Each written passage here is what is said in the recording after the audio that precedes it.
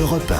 Le grand direct de l'actu, Jean-Marc Morandini. Dans tout juste 3 semaines, vous allez peut-être fêter Noël en famille et profiter pour offrir des cadeaux à vos enfants ou vos petits-enfants. L'occasion peut-être de donner une somme d'argent, un bijou de famille ou de commencer à leur transmettre un patrimoine plus important. Alors attention, toutefois en matière de donation, il faut respecter des lois, des règles qu'on ignore généralement. Pour en parler avec nous, Pierre Lemay, bonjour. Bonjour.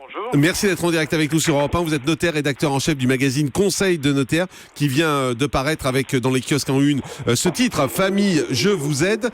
On va commencer d'abord par parler d'argent liquide. Qu'est-ce qu'on peut donner à ses enfants ou à ses petits-enfants en argent liquide sans avoir à payer d'impôts ?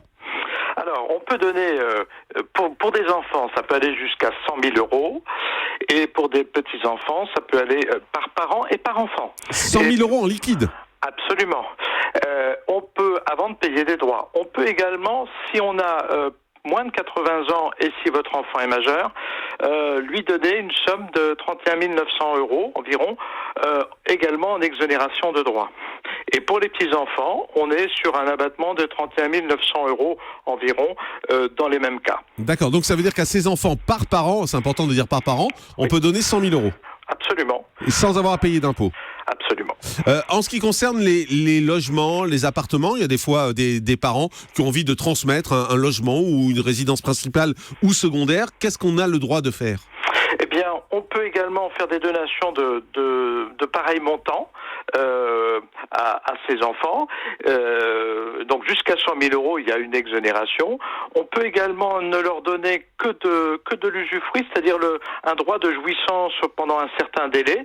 Par exemple, le temps pour un enfant de faire des études. Ou au contraire, on peut vouloir bénéficier d'un avantage fiscal complémentaire, c'est-à-dire qu'on leur donne que la nue propriété et on garde pour soi la jouissance sa vie durant. L'intérêt, c'est qu'on ne déclare pas 100% des biens, mais un pourcentage en fonction de votre âge. Ouais. Si par exemple on a 3 enfants et qu'on a un appartement qui vaut 300 000 euros, on peut finalement le donner aux 3 sans rien payer de droits et de droits, c'est ça ? Absolument. Et si on n'a pas d'enfants, si on veut donner à ses neveux, à ses nièces, à ses petits-neveux ou petites-nièces, on a le droit également ? Alors, on a le droit, mais alors fiscalement, ça n'est plus la même chose, parce que les abattements sont extrêmement réduits, et on arrive très vite, pour des neveux, par exemple, à un taux de 55%. Vous donnez 100 000 euros, eh bien, il va rester net dans la poche 45 000. Ah oui, donc ça fait une sacrée différence. Donc ça... Oui. Ça veut dire que le don, en fait, sans impôt, il est surtout intéressant vis-à-vis de ses enfants et ses petits-enfants. Absolument. C'est en ligne directe où c'est le mieux, ou encore, lorsqu'on est généreux, ça peut être au profit d'une association, bien sûr. Et au profit d'une association, on ne paye rien non plus, c'est pareil. La plupart des associations et fondations qui sont reconnues d'utilité publique sont exonérées. D'accord.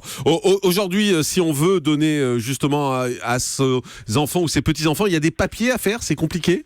Non, c'est pas compliqué, mais il faut quand même faire des documents. On peut faire un don manuel lorsqu'il s'agit d'une somme d'argent, c'est-à-dire qu'on remet un chèque, mais la difficulté sera de prouver ce que cette donation, peut-être par rapport aux autres enfants, si vous ne donnez pas tous la même somme. Et la deuxième difficulté aussi, c'est que l'on doit s'interroger sur ce qui a été fait de cet argent. Si vous avez un enfant qui a tout dépensé, un autre qui a investi, celui qui a investi devrait partager la plus-value au moment du décès des parents.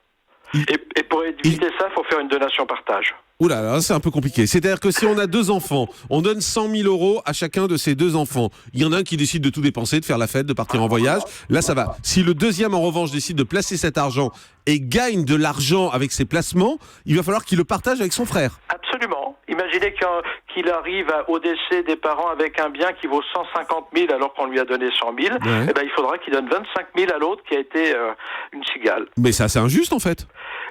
C'est injuste, mais c'est notre code civil, donc il faut qu'on l'applique. Et pour éviter ça, on fait ce qu'on appelle une donation-partage.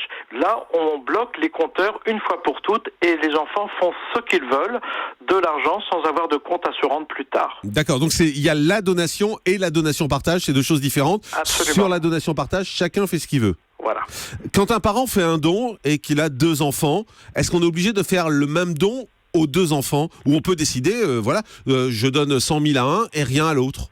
Oui, on a le droit droit de le faire, mais au moment du décès, on refera les comptes, on regardera ce qui reste dans la succession, et si il n'y a pas suffisamment pour désintéresser celui qui n'a encore rien reçu, eh bien celui qui a été avantagé devra à ce moment-là reverser quelque chose à l'autre. Ah, c'est-à-dire qu'au moment du décès, on est obligé de faire les comptes sur ce qui a été donné, en fait. Voilà, et c'est pour ça aussi qu'on réévalue en fonction de l'utilisation des fonds. Ouais. Comment on fait pour avoir toutes les infos? Parce que c'est quand même assez complexe, assez compliqué. C'est les notaires qui peuvent nous renseigner sur tout ça? Oui, absolument. Là, nous sommes vraiment les spécialistes de la transmission de patrimoine, des successions. L'État nous a donné d'ailleurs des rôles bien particuliers en la matière. Mais si on veut donner de l'argent à ses enfants, on est obligé de passer par un notaire? Il faut déclarer ces choses-là ou pas? Alors, vous êtes obligé de faire une déclaration auprès de l'administration fiscale. Après, si ce sont des sommes qui ne sont pas très importantes, vous pouvez le faire comme ça. Si, par contre, ce sont des sommes un peu plus importantes, et si vous voulez éviter qu'après votre décès, il y ait des difficultés entre vos héritiers, certains pourront prouver qu'ils ont utilisé l'argent, d'autres pas. À ce moment-là, il faut mieux avoir un véritable acte, notamment une donation-partage, parce qu'au moins on est sûr de la retrouver. Et c'est pour nous un élément de paix familiale indispensable. Effectivement, vous parlez de sommes importantes ou pas. À partir de combien c'est une somme importante? Ça dépend de votre patrimoine. Parce que peut-être que 5 000 euros pour vous, c'est pas très important, mais pour certaines personnes, ça devient une somme importante. Donc c'est par rapport à l'ensemble du patrimoine qu'on peut donner une réponse. Il n'y a pas de réponse toute faite et il n'y a pas de limite. Il n'y a pas de seuil, en fait. La loi, la réglementation n'a pas fixé un seuil. Non, sauf un seuil fiscal, bien évidemment, puisque un abattement de 100 000, c'est pas un abattement de 110 000, c'est pour tout le monde. Effectivement, donc c'est à chacun de voir, et c'est donc nous-mêmes qui décidons si c'est un don important ou pas. Absolument. D'accord. Bon, très bien. Merci pour toutes ces précisions. Pierre Lemay, je rappelle que vous êtes notaire et rédacteur en chef du magazine Conseil de notaire, avec les numéros de Conseil de notaire Famille Je vous aide, qui est dans les kiosques. Voilà, j'espère qu'on vous a éclairé. C'est pas simple, mais en tout cas, ce qu'il faut retenir, c'est qu'on peut faire des dons à ses enfants ou à ses petits-enfants jusqu'à 100 000 euros, ce qui est une somme quand même assez énorme. 100 000 euros sans avoir de problème et sans avoir de droit à payer. Merci beaucoup. Dans un instant, le dernier mot de Thomas Joubert, qui est loin d'être payé 100 000 euros, et heureusement.